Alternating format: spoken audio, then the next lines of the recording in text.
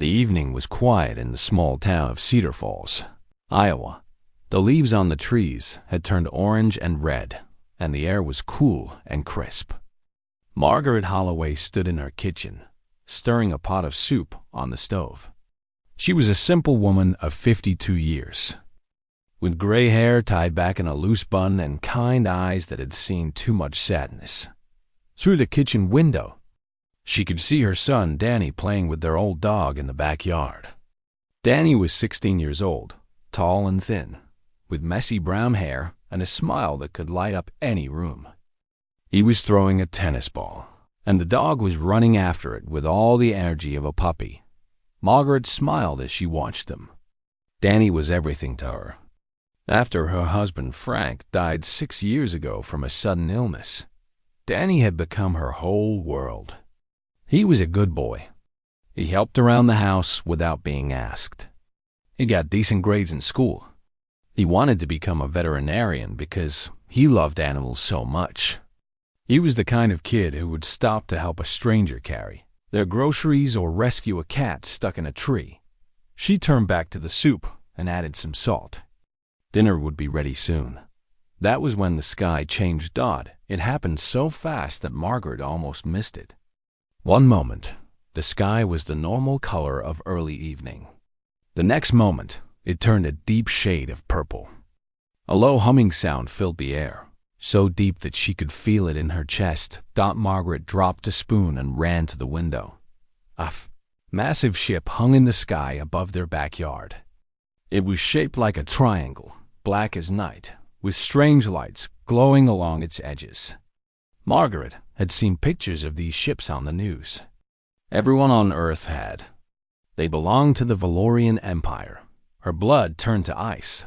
The Valorians had been coming to Earth for 30 years. They were tall beings with gray skin and large black eyes.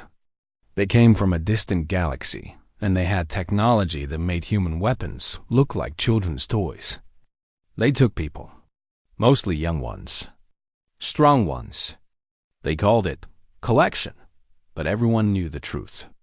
They were taking humans to be slaves in their labor camps on distant planets. Earth's governments had tried everything to stop them. They had tried to make peace with them. They had tried to threaten them. They had even launched nuclear missiles at their ships. Nothing worked. The Valorians were too powerful.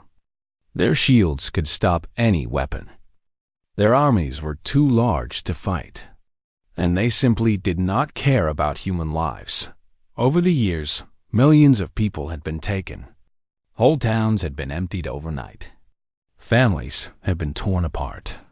And the world could do nothing but watch and weep. Margaret ran for the back door. She burst outside, just in time to see a column of cold blue light shoot down from the ship. It hit the ground right where Danny was standing. "Danny!"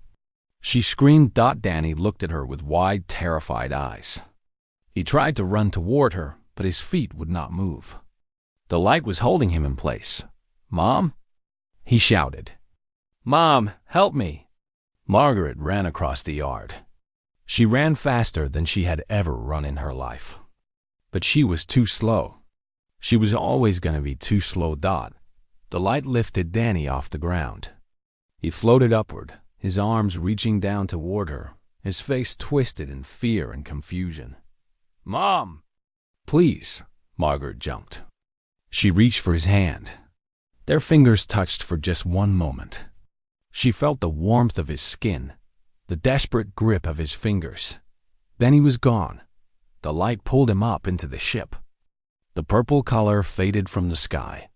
The humming sound stopped. And just like that, the ship turned and flew away, disappearing into the darkness of space in the blink of an eye. Margaret stood alone in her backyard, her hands still reaching up toward the empty sky. The old dog was barking wildly. Neighbors were coming out of their houses, pointing and shouting. But Margaret heard none of it. She could only hear the echo of her son's voice, calling out for her, begging her to save him. She fell to her knees in the grass. For a long time, she did not move. She could not think. She could not breathe. The world had become a cold and empty place. Her son, her beautiful boy, was gone, taken by monsters to some distant world where he would work until he died. The police came. They asked questions. They wrote things down in their little notebooks. They told her how sorry they were. They said there was nothing they could do. The Valorians were beyond their reach. Beyond anyone's reach. Margaret nodded and said nothing. Her neighbors came. They brought food. They offered hugs and kind words. They told her to be strong, to have faith, to pray. They meant well, but their words were empty sounds that meant nothing. Margaret thanked them and sent them away. That night, she sat alone in her living room in the dark. The soup had burned on the stove. The dog was sleeping by the door. Waiting for Danny to come home, Margaret stared at the wall and thought. Most people did not know who Margaret Holloway really was. They knew her as a librarian, a quiet woman who stamped books and organized shelves, a widow who lived a simple life with her son. But before she was a librarian, before she was a mother, before she was anyone that people in Cedar Falls would recognize, Margaret Holloway had been something else. For 30 years, she had worked for a secret government program called Project Spectre. It was the most classified operation in human history. No president had ever known about it. No general had ever been briefed on it. Project Spectre trained and controlled the most dangerous people on Earth. They were called ghosts. They were assassins, saboteurs, and spies who could bring down governments without leaving a trace. They could kill without being seen. They could destroy without being caught. They were not quite human anymore. They were something darker, something that lived in the shadows and waited to be unleashed. Margaret had been their handler. She had given them their orders.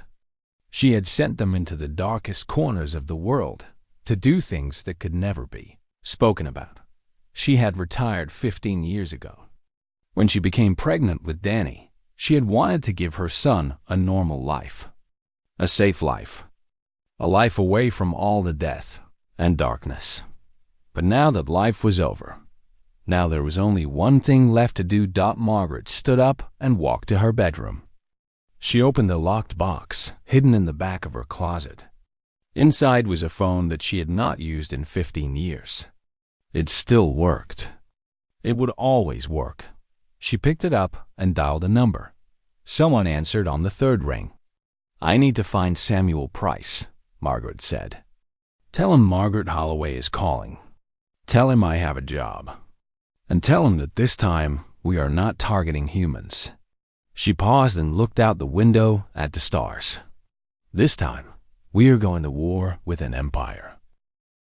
The drive to Montana took Margaret 3 days. She did not stop except for gas and coffee. She did not sleep. She could not sleep. Every time she closed her eyes, she saw Danny's face as he was pulled up into the light. She heard his voice calling for her. So she drove. The cabin was deep in the wilderness, miles away from the nearest town. The road leading to it was barely a road at all, just a dirt path covered with fallen leaves and branches. Most people would never find this place. Most people were not supposed to find this place. Margaret parked her truck and stepped out into the cold mountain air. Pine trees surrounded her on all sides. Birds sang somewhere in the distance. It was peaceful here. Beautiful. She walked up to the cabin and stopped. A man was sitting on the porch. He was old, perhaps 60 or so, with silver hair and a weathered face. He wore simple clothes, a flannel shirt, and worn jeans. He was holding a cup of tea and watching her with calm, knowing eyes. "Hello, Maggie," he said. "I was wondering when you would come." Margaret climbed the porch steps and sat down in the empty chair beside him. "Hello, Sam. It has been a long time. 15 years. Samuel Price took a sip of his tea. "You look tired." "I am tired. I heard about the taking in Iowa. I hear about all of them." He paused. "Your boy?" Margaret nodded. She could not speak for a moment. The pain was too fresh, too sharp. Samuel sighed. I am sorry, Maggie. Truly sorry. I did not come here for sorry, Margaret said. Her voice was steady now, hard as stone. I came here because I need your help. Samuel shook his head slowly. I am retired. I have been retired since Pyongyang. You know what happened there. Margaret knew. Everyone in Project Spectre knew, though the rest of the world never would. Samuel had been sent to stop a group of terrorists who had stolen a nuclear weapon. The mission had gone wrong. To complete it, Samuel had been forced to make a terrible choice. He had killed 900 innocent people to save 3 million.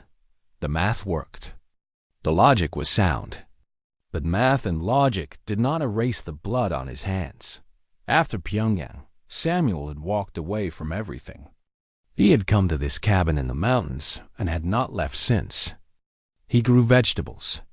He read books. He tried to forget the things he had done and the person he had been. I know what happened, Margaret said. I know why you left. But this is different, is it? Samuel asked. Death is death, Maggie. It does not matter if the target is human or alien. The weight is the same. My son is not a target. He is a 16-year-old boy who cries at sad movies and wants to be a veterinarian. He makes the worst pancakes you have ever tasted, and he is so proud of them that you eat every single one. Margaret's voice cracked, but she pushed on. He is good, Sam. He is pure and kind and good. And they took him. They took him to work in their crystal mines until he dies. Samuel was quiet for a long moment. He stared at the mountains in the distance, his face unreadable. The labor camps on Valoria Prime, he said finally. I have read about them. Average life expectancy is 2 years. Then I do not have much time. You have no time at all. Samuel set down his cup of tea. Even if I agreed to help, how would we get there? Valoria Prime is in another galaxy. The trip would take months, and we would need a ship that can avoid their sensors. I have a ship, Margaret said. A Valorian scout vessel that was captured and modified by our engineers. It is designed for stealth. Their sensors cannot detect it. And how did you get your hands on something like that? The military owes me favors. Many favors. I collected all of them. Samuel almost smiled. You always were good at planning. I have the ship. I have the coordinates for the facility where Danny is being held. I have a crew willing to fly us there. Margaret leaned forward. What I do not have is someone who can get inside, get my son out, and make the Valorians afraid to ever come to Earth again.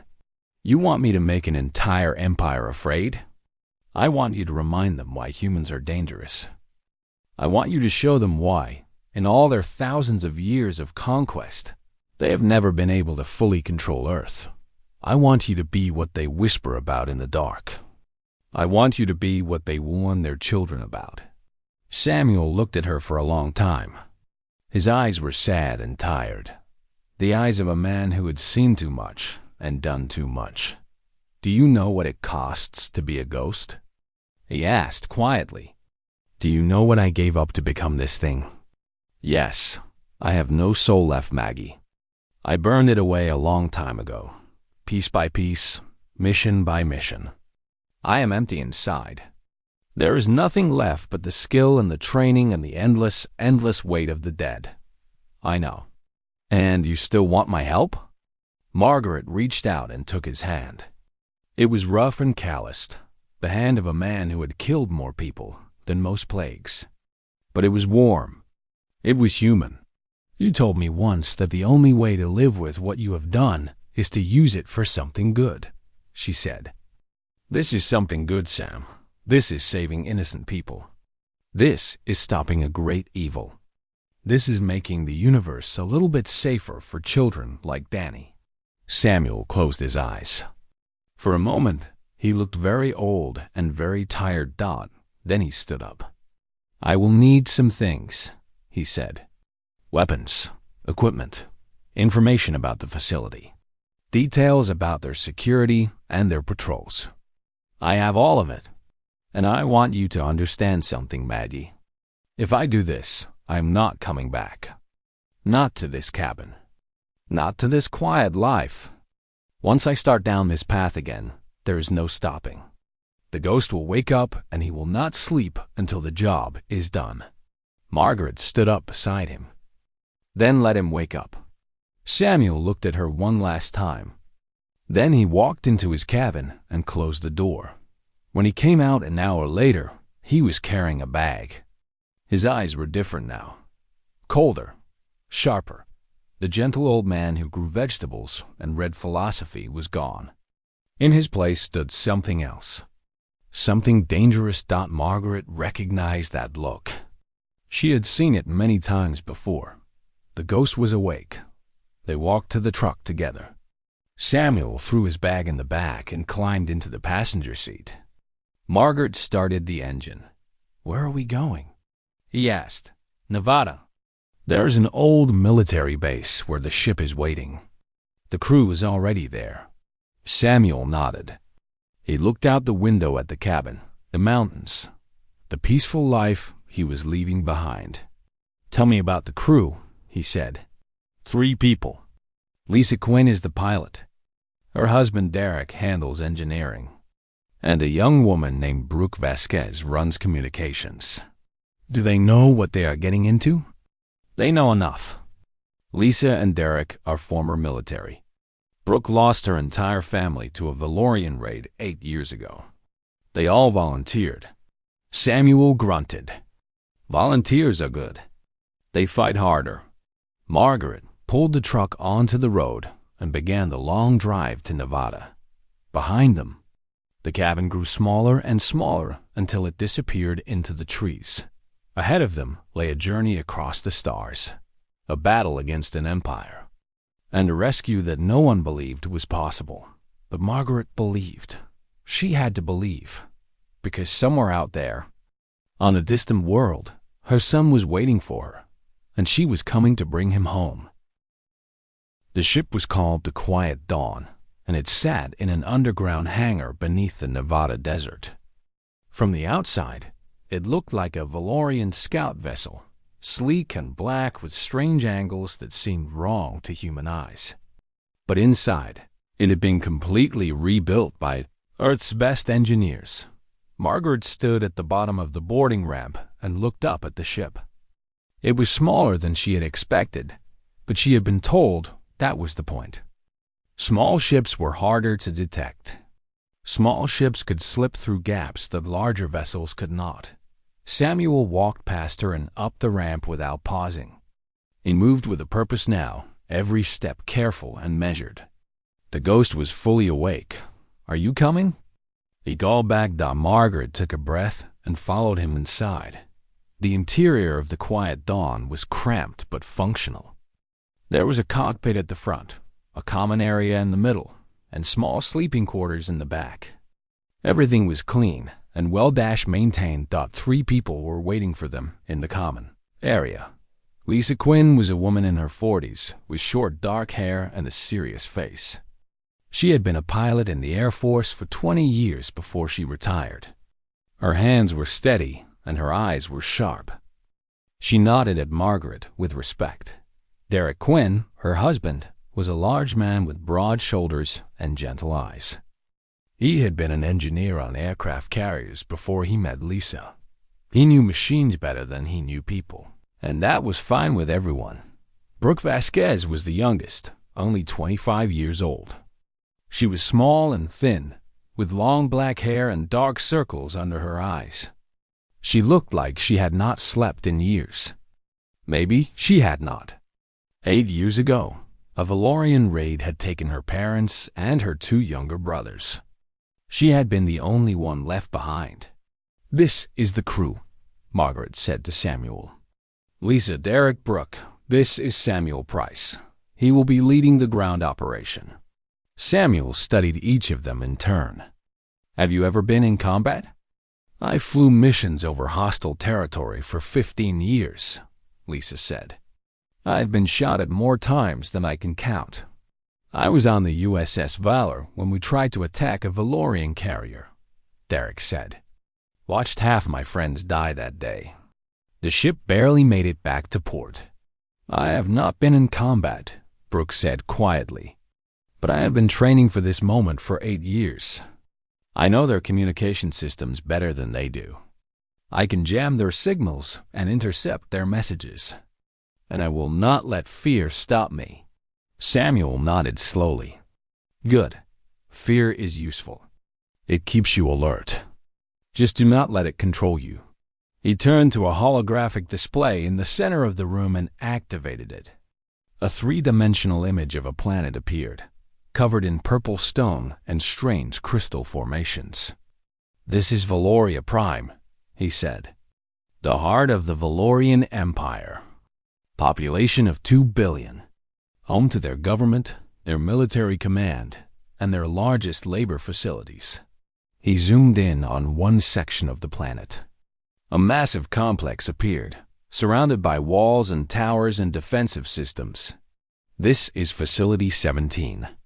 It is the largest labor camp on the planet. Approximately 40,000 human prisoners are held here. They work in the crystal mines, extracting the energy source that powers the entire Valorian fleet. And Danny is there? Margaret asked. According to my intelligence, yes. He was transported here 3 months ago. What is the security like? Lisa asked. Samuel manipulated the display, and red dots appeared all over the facility. 2,000 Valorian soldiers guard the camp. They have automated defense systems, sensor grids, patrol drones, and energy shields around the perimeter. The prisoners are kept in underground barracks and brought to the mines every morning. There are checkpoints at every entrance and exit. Derek whistled. That is a lot of security for one man to get through. The Valorians designed this facility to stop armies, Samuel said. They designed it to stop resistance fighters and rescue missions. They designed it to stop people who want to live through the experience. And you do not want to live. Brooke asked. Samuel smiled, but there was no warmth in it. I stopped caring about that a long time ago. That is what makes me dangerous. Their security is built on the assumption that attackers will try to survive. They do not know what to do with someone who has no fear of death. He deactivated the display and looked at each of them in turn. Here is the plan. Lisa will fly us to Valoria Prime using a route that avoids their patrol ships. Derek will keep the Quiet Dawn hidden in a canyon near the facility. Brooke will jam their communications and create false signals to confuse their sensors. And what will you do? Margaret asked. I will go inside. Samuel's voice was calm, almost gentle. I will move through the facility like a ghost. I will disable their security, kill their guards, and free the prisoners. When Danny is safe, I will bring him to the ship. Just like that? Derek asked. Just like that. How long will it take? Samuel considered the question. 4 days. Maybe 5. And how many of them will you kill? As many as I need to. The room was quiet. Everyone understood what Samuel was saying. He was not going to Valoria Prime to negotiate. He was not going to reason with the Valorians or appeal to their mercy. He was going to tear through their facility like a storm, and anyone who stood in his way would die. Lisa spoke first. I have seen a lot of soldiers in my time. I have seen brave men and cowards, heroes and monsters. I have never seen anyone like you. That is because there is no one like me, Samuel said simply. Project Spectre created 12 ghosts over the course of 50 years. I am the only one still alive. The others either died on missions or could not handle the weight of what they had become. I survived because I learned to live with the darkness inside me. I learned to use it instead of letting it use me. And you think you can really do this? Derek asked. One man against an entire empire? Samuel walked to the window and looked out at the empty hangar. The Valorians have conquered hundreds of worlds, he said. They have destroyed civilizations and enslaved billions of beings. They think they are the most powerful force in the universe. They think nothing can stop them. He turned back to face the crew. They have never met a ghost. They do not know that humanity spent centuries perfecting the art of killing. They do not know about the wars we fought against each other, the weapons we created, the soldiers we trained. They think they took weak creatures from a primitive world. His eyes grew cold. They are about to learn how wrong they were. The journey to Valoria Prime took 19 days. Margaret spent most of that time staring at pictures of Danny on her phone. She looked at his baby photos, his school pictures, his awkward teenage selfies. She remembered his first words, his first steps, the way he used to crawl into bed with her and Frank. During thunderstorms, she thought about the life he should have had. College, a career, a family of his own. All of it stolen by creatures who saw him as nothing more than a tool to be used and discarded. Her grief had transformed into something else now. Something harder. Something colder. She understood why Samuel had become what he was.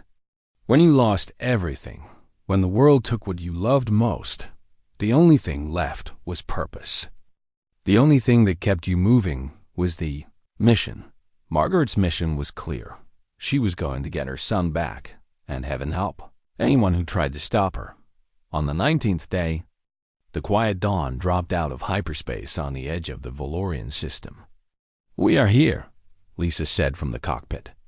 Beginning approach to Valoria Prime. Margaret looked out the window at the distant planet. A purple marble hanging in the darkness of space, somewhere down there. Her son was waiting.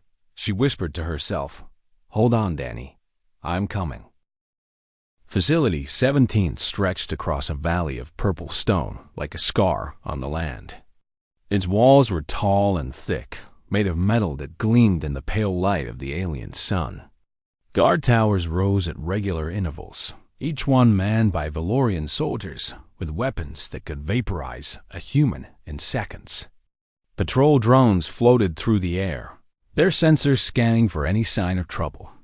Inside those walls, 40,000 humans lived in misery. They slept in underground barracks on thin mats. They ate tasteless food that barely kept them alive. Every morning, they marched to the crystal mines and worked until their hands bled and their backs screamed with pain. Every night, they returned to their cells and dreamed of homes they would never see again. The Valorians, who ran the facility, were not cruel by nature. They simply did not care. To them, humans were resources, like the crystals they mined. They had value only as long as they could work. When they could not work anymore, they were disposed of and replaced. For 300 years, no one had ever escaped from Facility 17. No one had even tried. There was nowhere to go. Valoria Prime was a hostile world, and the nearest human-friendly planet was millions of light-years away. But on the first night of Samuel Price's operation, something changed. It started with the guards. 17 Valorian soldiers were assigned to the night watch in Sector 4. They had been doing this job for years. It was boring work. Nothing ever happened. The prisoners were too weak and too scared to cause trouble. When the morning shift arrived, they found all 17 guards dead in their posts. The doors were locked from the inside. There were no wounds on the bodies. No signs of struggle. No evidence that anyone had been there at all. The officials blamed a virus. They quarantined Sector 4 and doubled the guards in other sectors. On the second night, the main power station exploded. The blast was massive, shaking the entire facility and plunging it into darkness. Emergency lights flickered on, but the main systems were down. Sensors went blind. Communications were scrambled. The surveillance network collapsed for exactly 47 minutes. Facility 17 was blind and deaf. When the systems came back online, the officials discovered that every weapon in the central armory was gone. 3,000 rifles, 500 grenades, and 200 heavy assault weapons had vanished without a trace. Panic began to spread among the Valorian staff. Command General Rex Thume was the ruler of Facility 17. He was a tall, thin Valorian with cold gray skin and eyes like black marbles. He had been in charge of the facility for 60 years, and in all that time, nothing had ever gone wrong. He had received awards for his efficiency. He had been praised by the Emperor himself. Now, his perfect record was falling apart. How is this possible? He demanded of his officers.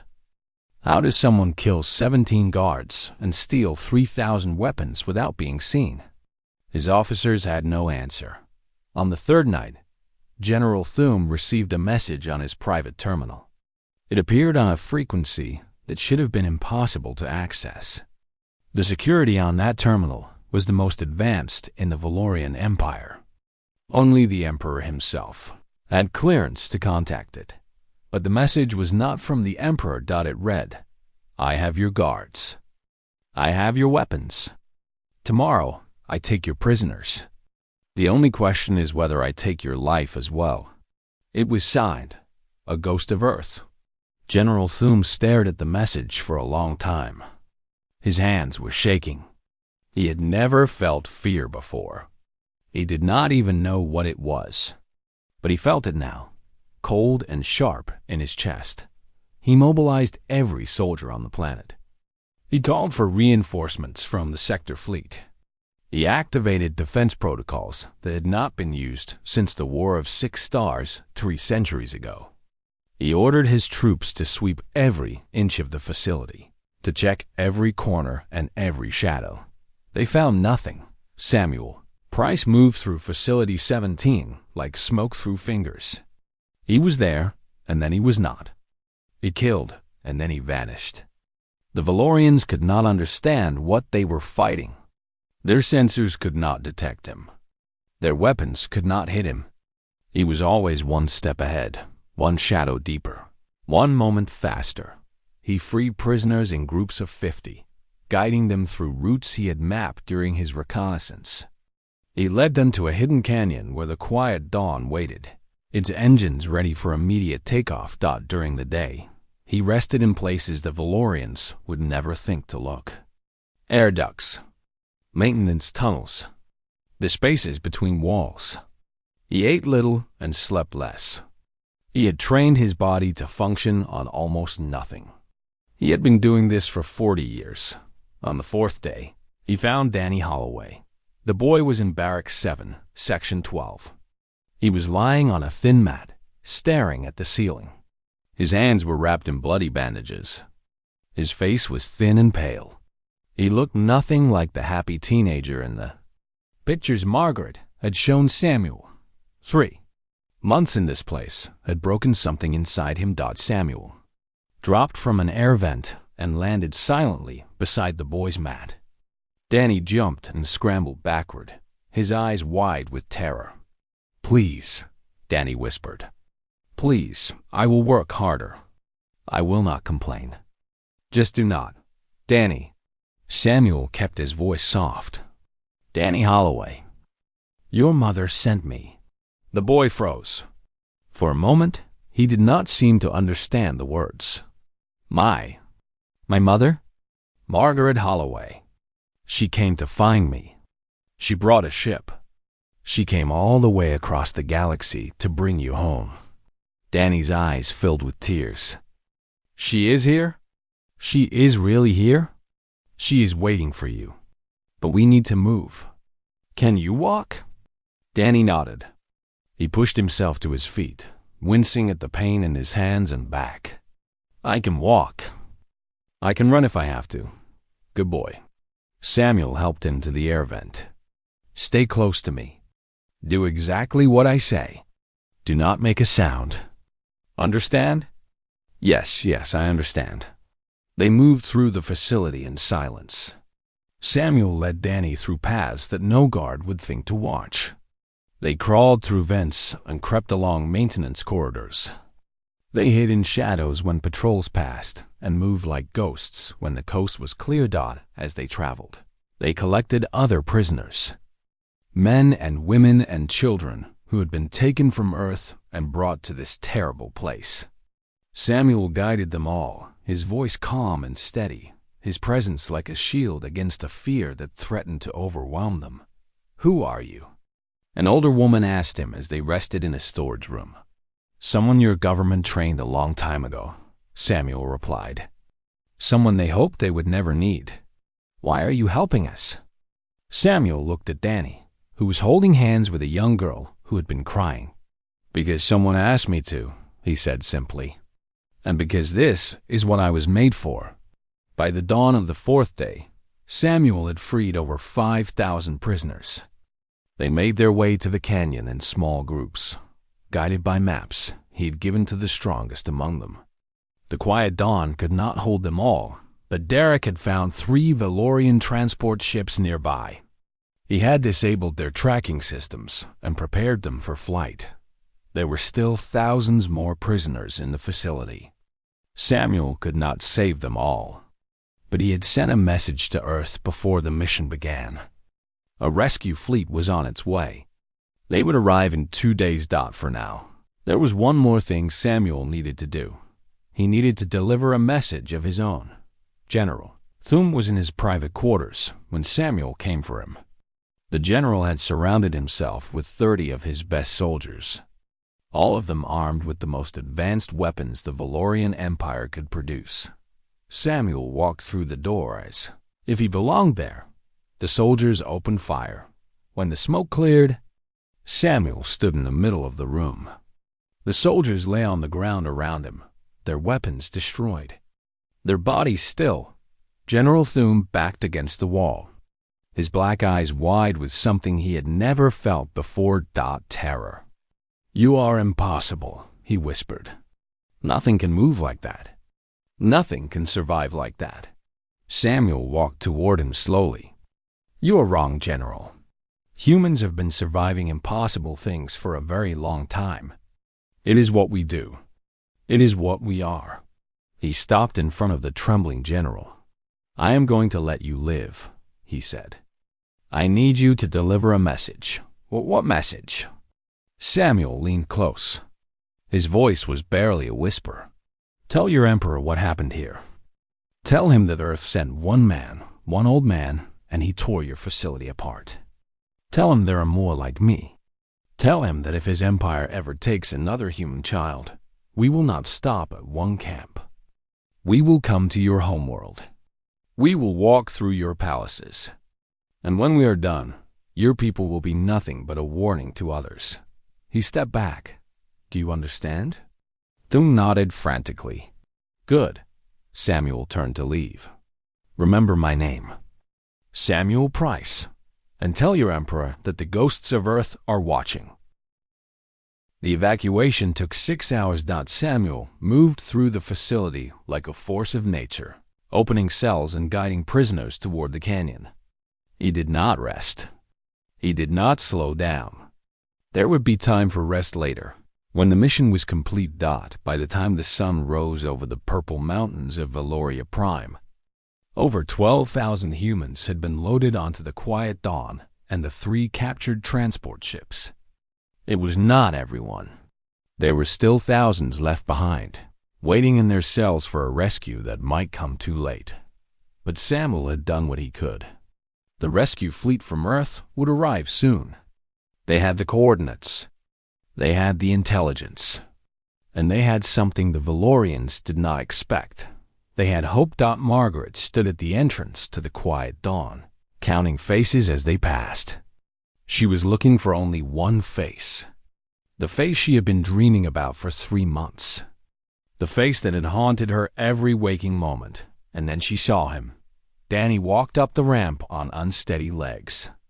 He was thin and pale, his clothes torn and dirty, his hands wrapped in bandages that were brown with old blood. He looked like a ghost himself, a shadow of the boy he had been, but his eyes were the same. Those kind, gentle eyes that used to light up when he talked about animals or laughed at his own terrible jokes. "Mom?" His voice cracked. Margaret ran to him. She wrapped her arms around him and held him so tight that she thought she might never let go. Tears streamed down her face. She could not speak. She could only hold her son and feel his heart beating against her chest. "I came for you," she whispered. "I told you I would come. I know." Danny was crying too now, his body shaking with sobs. "I knew you would. I never stopped believing." They stood there for a long time, mother and son, reunited at last on a world that was not their own. Around them, other families were finding each other. Husbands and wives, parents and children, friends who had been separated for years. The sound of crying filled the ship, but it was a different kind of crying now. Not the crying of despair. The crying of joy. Samuel watched from a distance. His face was unreadable, but something flickered in his eyes. Something that might have been peace. Lisa's voice came over the intercom. "We need to go. Valorian ships are incoming. We have maybe 10 minutes before they reach the canyon." Margaret looked up at Samuel. "What about you? Are you coming?" "In a moment. There is one more thing I need to do." He walked down the ramp and disappeared into the shadows of the canyon. Margaret wanted to call after him, but she knew better. Samuel would do what needed to be done. He always did. Outside, Samuel moved quickly through the rocky terrain. He had planted something during the evacuation. Small devices hidden throughout the facility. Bombs. Not enough to destroy everything, but enough to send a message. He found a high point overlooking Facility 17 and crouched behind a boulder. From here, he could see the entire complex, the walls and towers and barracks where so many humans had suffered and died. He pulled out a small detonator. "For all of them," he said quietly. "For all the ones we could not save." He pressed the button. The explosions tore through the facility in a wave of fire and thunder. Guard towers collapsed. Walls crumbled. The Central Command Building, where General Thum had given his orders for decades, disappeared in a ball of flame. It was not complete destruction. The Valorians would rebuild, but they would never forget what happened here. They would never forget the night a ghost walked through their prison and set the captives free. Samuel turned and ran back to the ship. The quiet dawn lifted off just as the first Valorian fighters appeared on the horizon.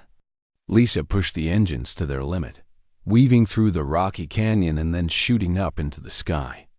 The transport ships followed close behind, their stolen engines humming with power. "They are behind us," Derek reported from his station.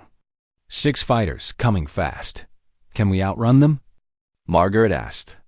"Not in normal space. But once we hit hyperspace, they will not be able to track us." "How long until we can jump?" 3 minutes? Maybe 4. The ship shook as a blast hit their shields. Warning lights flashed across the control panels. "Shields holding," Brooke said. "But we cannot take many more hits like that." Samuel moved to the back of the ship where the weapons controls were located. "Can this thing shoot?" "It has a rear cannon," Lisa said. "But it is not much." These scouts were not built for fighting. "Show me." Samuel sat down at the weapons station and studied the controls.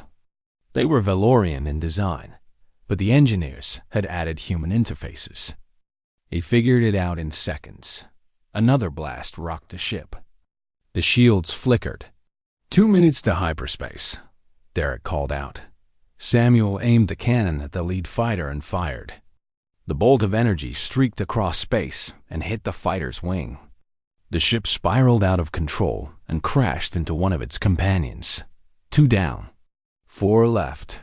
He fired again and again, his hands moving with practiced precision. Another fighter exploded. Then another. 1 minute, Derek shouted.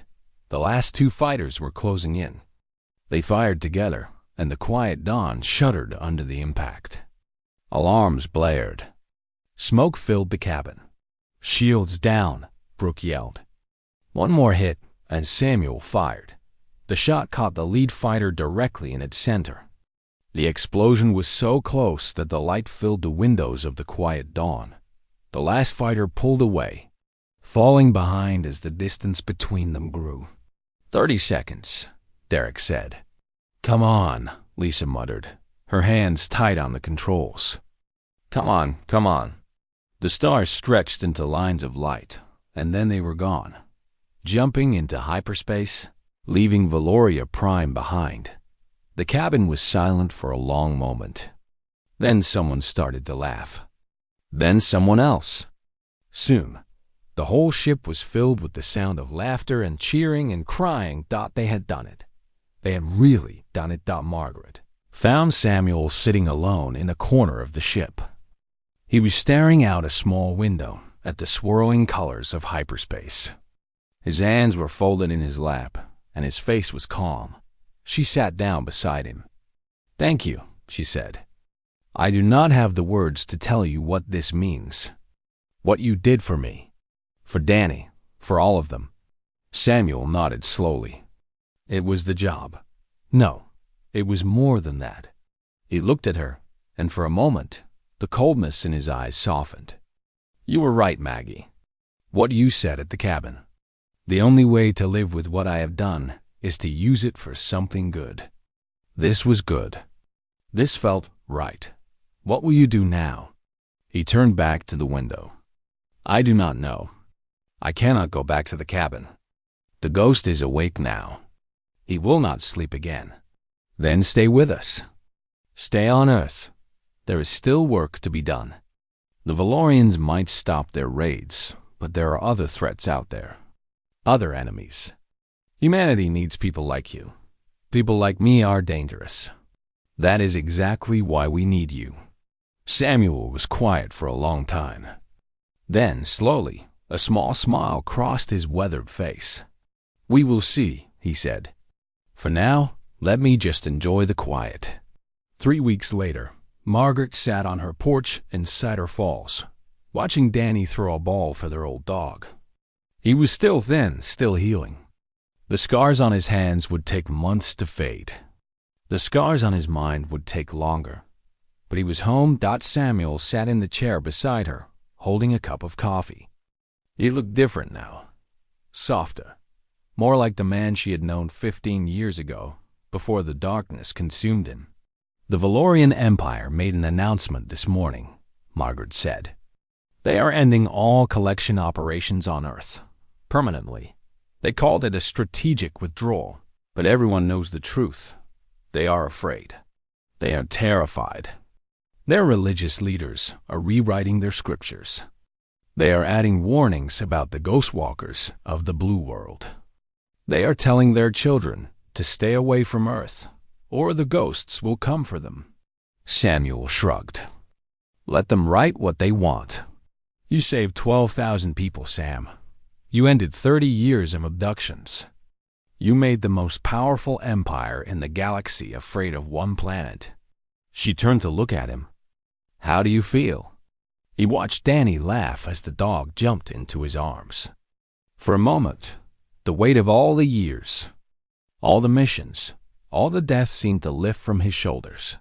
Like maybe the math finally works, he said quietly. Margaret smiled and squeezed his hand. Far above them, in the cold darkness between stars, the message spread. It traveled from ship to ship, from world to world, from civilization to civilization. A story about a planet called Earth and the creatures who live there. Soft, fragile beings with short lives and small bodies. And yet, when they came for one of Earth's children, the humans sensed something terrible in response. A single warrior who moved like shadow and killed like a storm. A ghost that could not be stopped, could not be seen, could not be understood. The universe had many predators. It had many empires and conquerors and masters of war. But now they all knew the truth. Humanity was not prey. Humanity was something else entirely, and the ghosts were always watching.